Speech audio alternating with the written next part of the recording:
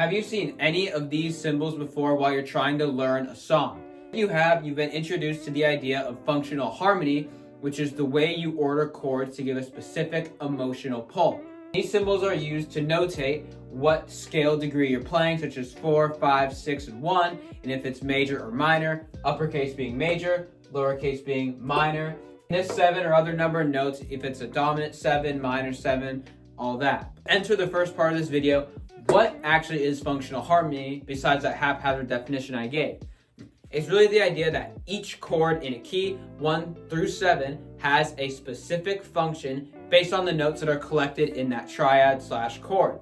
Many people would assume that the 1 is the scale degree that has the most pull towards home, which is true. However, having the 3 chord in your chord is what actually makes it have that home feeling.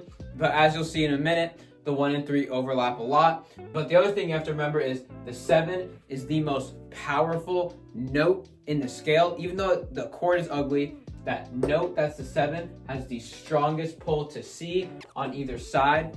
It is what creates a lot of motion in a chord progression, as you'll see in the next few minutes. Before diving into those Roman numerals I showed you earlier, you have to understand how chords are built. Luckily, there's one really simple thing you can do, which is to find what the 1 chord is you just skip the step in the middle, so you know it's 1, 3, 5. If you want to know 6, you 6, skip to 1, and then to 3. And that is how the chords are built. And then obviously adding a 7 is you skip another one. As we saw with the 3 and the 7, there are home chords with the 3 and pull chords with the 7. For home, it's obviously going to be our 1 and our 6 chord. Using that chord tone counting method, we know that the 5 is a pull chord because that's very strong to home from that 7. And obviously that diminished 7 chord is also very powerful, although it sounds pretty mid. Now, there's 2 chords we've talked about that don't have the 3 or the 7, which makes them in between because we have our at home, our really strong pull to home. So what's in the middle?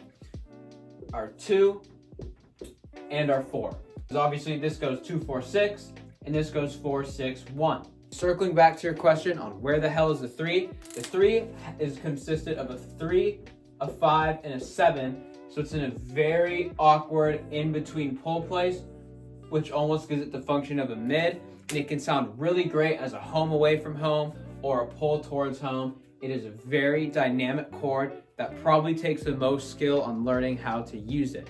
To show you how to use the home, the bridge, and pulling chords, I'm going to exemplify in a major scale, which means our 1, 4, and 5 chords are major, while the 2, 4, and 6 are minor, giving us our uppercase and lowercase Roman numerals. If I want to make something that just has a strong pull to the 1, but it doesn't sound like a super jumpy 1, 5, we can make a 1, 2, 5, which will start us at home, and then pull us slightly away from home, and then really get this strong pull back home, and then make it satisfying for the ear, and going back to that really grounded chord.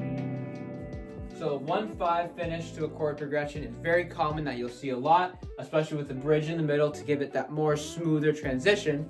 But another thing people do super frequently in music is actually make it a weaker resolution by making it go from a bridge to a 1, which is something you see in 1, 2, 5, 4 progressions, or the most common chord progression, 1, 5, 6, 4. Obviously, it's going to sound like we're starting at home,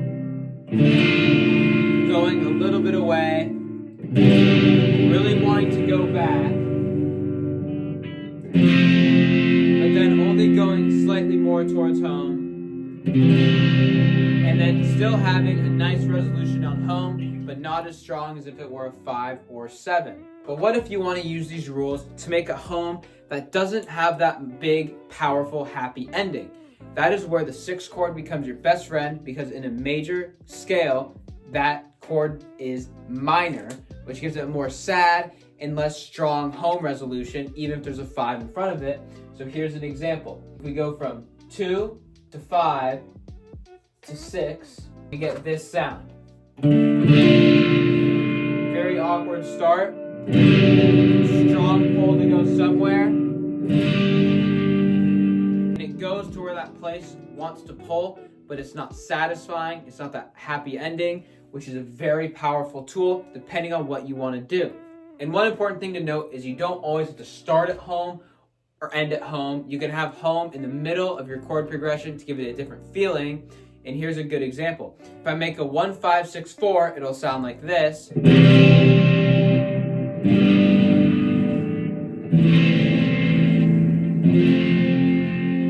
sure that's really familiar.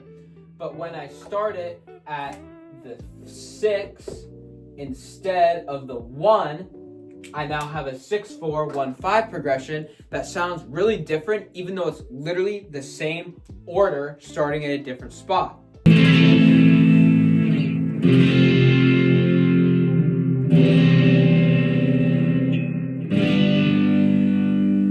It's important to note about the last 30 seconds of things I just explained to you is the order of where your home or anything is can greatly change the emotion of your harmony, and it also doesn't matter where you start as long as you're just intentional and understand what you're doing.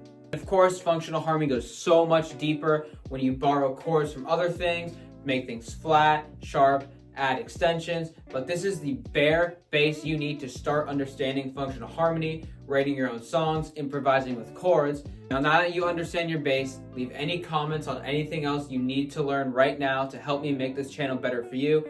And of course, subscribe for more guitar content.